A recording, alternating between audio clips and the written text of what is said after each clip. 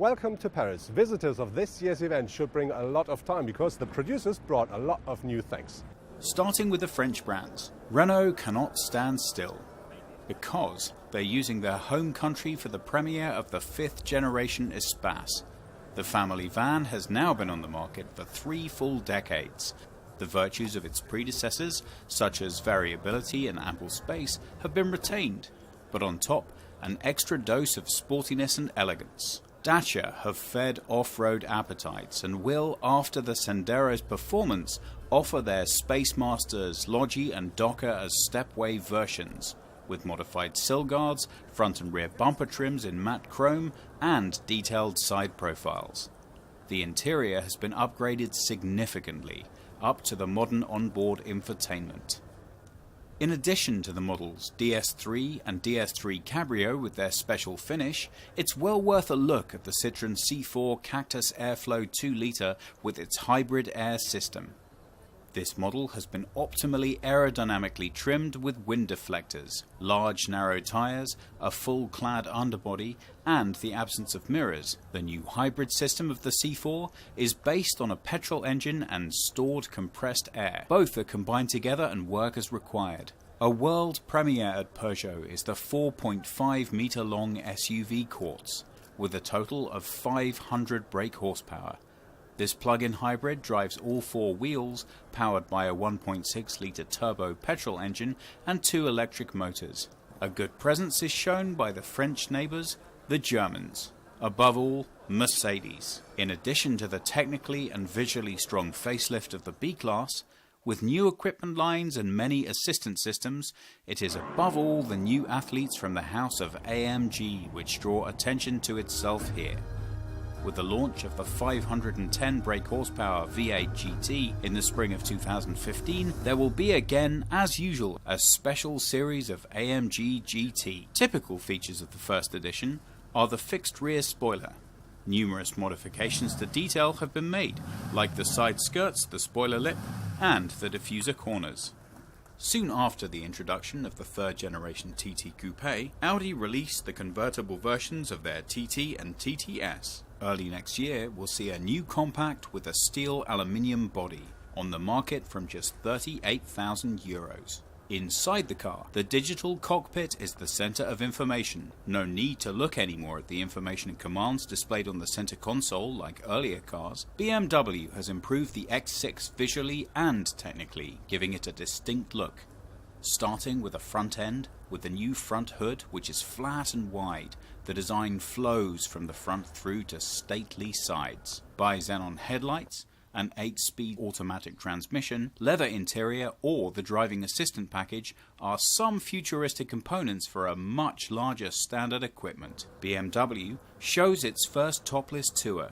Short overhangs and a long hood are its unique features. Available to buy from March 2015 from around €35,000.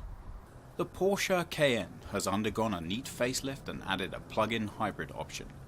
Porsche are particularly proud of the world premiere of the Cayenne S Hybrid. After all, it's the only brand that now features 3 plug-in models, with the hybrid technology already featuring on the Panamera and the 918 Spider. At Volkswagen, the Passat is in the 8th generation. Later this year, it arrives with new engines, driver assistance systems, and a range of technical sophistications to the market. The mid-size vehicle becomes a 2-litre car in the GTE version. We already all know the plug-in hybrid from the Golf. The Passat has 218 brake horsepower under the hood, giving a top speed of 222 km per hour. The all-track models have now been supplemented with the arrival of the Volkswagen Golf Wagon. 20mm more ground clearance, aluminium skip plate, tough side protection and all-wheel drive are some components to make it fit for the ride into the rough. Compact and powerful, the new Polo GTI now has 192 lively horses chasing the sporty Mini in 6.7 seconds from 0 to 100. There is a 1.8 TSI GTI model that's good for a maximum of 236 km per hour. With the new Fabia generation, Skoda wants to offer more car. It's the 3rd generation of the cuddly model, as hatchback and estate present a double premiere here. The vehicle has been completely redesigned and is the first small car from the Volkswagen Group to be based on the modular transverse matrix. The safety, comfort and infotainment systems in the Fabia come from higher vehicle classes. This and the luggage volume of 330 litres have raised the bar for the Czech car and placed it in the top segment. The Ford S-Max goes into the second round and arrives completely redesigned at the start of next summer. Stylish, luxurious design and equipped with many customer-desired innovations will make the 5 or 7-seater score highly with buyers. Ford's ST offshoots are always welcome. Here in Paris, the Focus is adorned with its symbol. The 4.7-meter-long four-door large brother to the Kuga goes by the name the Ford Edge, and in 2015 comes to Germany. Ford will supply the unbroken demand for luxurious SUVs with this release. Fiat 500 is always good for a surprise. Now the Italians send it into the race for favourite compact SUV. Its technical basis for the car, including the engine, is shared with the Jeep Renegade. To underscore the seriousness of the SUV concept, the chassis has not only been given the typical off-road look, it's also got some serious ground clearance. In addition, the front and rear overhangs have been redesigned to off-road size. In Seat, the name says it all. The Spanish have christened their new all-wheel combo the Experience. And there's plenty of experience with such vehicle concepts within the Volkswagen Group. With permanent available all-wheel drive, the car is well set up. The off-road accessories do best to make it look good even off the slopes. Opel has travelled to Paris with 4 world premieres, starting with the 5th generation of Corsa with much more comfort, improved drive assistance, new engines and transmissions. Sport suspension can also be ordered. With IntelliLink, the infotainment is right up to date. The stylish Adam has not just received an S, but also a lot of dynamics.